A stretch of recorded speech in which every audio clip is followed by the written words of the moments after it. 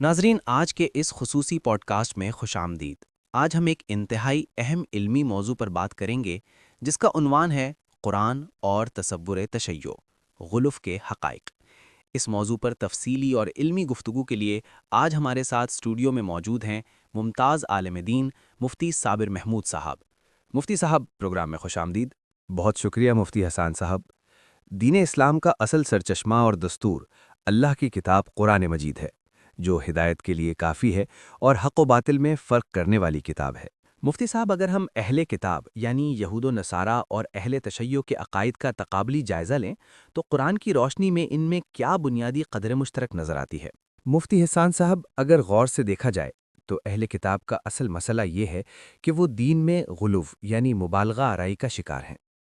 قرآن کے مطابق اہل تشیع کا بنیادی مسئلہ بھی یہی غلو ہے، اور در حقیقت وہ اسلام سے اتنے ہی دور ہیں جتنے یہود و نصارہ۔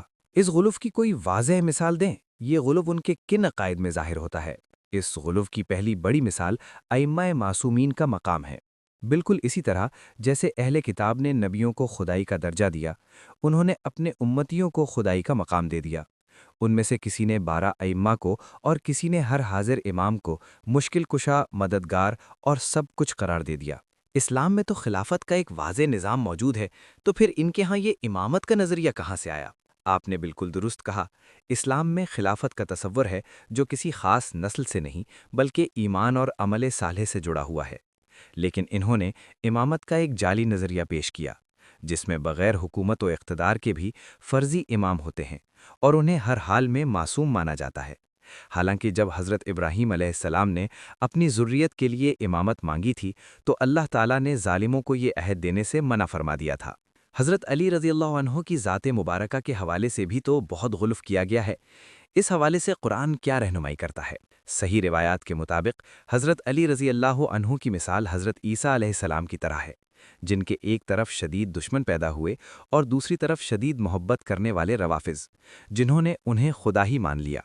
انہوں نے علی مولا اور علی ولی اللہ کا جعلی عقیدہ گڑھا، جو قرآن کے خلاف ہے، کیونکہ قرآن کے مطابق اصل مولا اور مددگار صرف اللہ ہے۔ مسلمانوں کے ولی صرف حضرت علی نہیں بلکہ اللہ، اس کا رسول اور تمام مومنین ہیں۔ یہ لوگ حضرت علی کی افضلیت ثابت کرنے کے لیے تاریخی حقائق کو بھی تو مسخ کرتے ہیں، جیسے حضرت عثمان رضی اللہ عنہ کے حوالے سے ان کا کیا موقف ہے؟ انہوں نے حضرت علی کو نبیوں سے بھی بڑھ کر رتبہ دیا۔ حضرت علی چونکہ رسول اللہ صلی اللہ علیہ وسلم کے داماد تھے اور حضرت عثمان ڈبل داماد تھے، اور وہ حضرت علی کے ہم پلہ کسی کو نہیں ماننا چاہتے تھے، اس لیے انہوں نے سرے سے حضرت عثمان کے داماد رسول ہونے کا ہی انکار کر دیا۔ انہوں نے کہا کہ نبی صلی اللہ علیہ وسلم کی صرف ایک بیٹی سیدہ فاطمہ رضی اللہ تعالی عنہ تھیں، جبکہ قرآن نے واضح طور پر بناتِ کا یعنی بیٹیاں جمع کا صیغہ استعمال کیا ہے۔ اہل بیت اور صحابہ کرام رضی اللہ عنہم کے بارے میں ان کے نظریات قرآن سے کس حد تک متصادم ہیں؟ قرآن نے ازواج مطہرات کو اہل بیت قرار دیا ہے، مگر یہ لوگ ازواج نبی کو اہل بیت ہی نہیں مانتے۔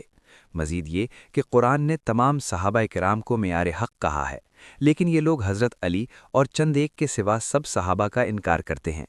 انہوں نے صحبت رسول کی فضیلت کا بھی انکار کیا، حالانکہ قرآن نے غار طور میں حضرت ابو بکر رضی اللہ عنہ کو نبی کا صاحب یعنی ساتھی کہا ہے اور انہیں اللہ کی میت سے سرفراز بتایا ہے۔ مفتی صاحب، سنا ہے کہ یہ لوگ حضرت ابو بکر اور حضرت عمر رضی اللہ عنہما کے روضہ رسول میں دفن ہونے کی فضیلت کو بھی نہیں مانتے؟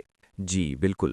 ہجرت کی رات حضرت علی کا نبی کی چارپائی پر سونا ان کے نزدیک افضلیت کی دلیل ہے، لیکن حضرت ابو بکر اور حضرت عمر رضی اللہ عنہما کا ہمیشہ کے لیے نبی کے پہلو میں روضہ اطہر میں سونا ان کے نزدیک کوئی خاص بات نہیں۔ یہ کھلا دوہرا معیار ہے۔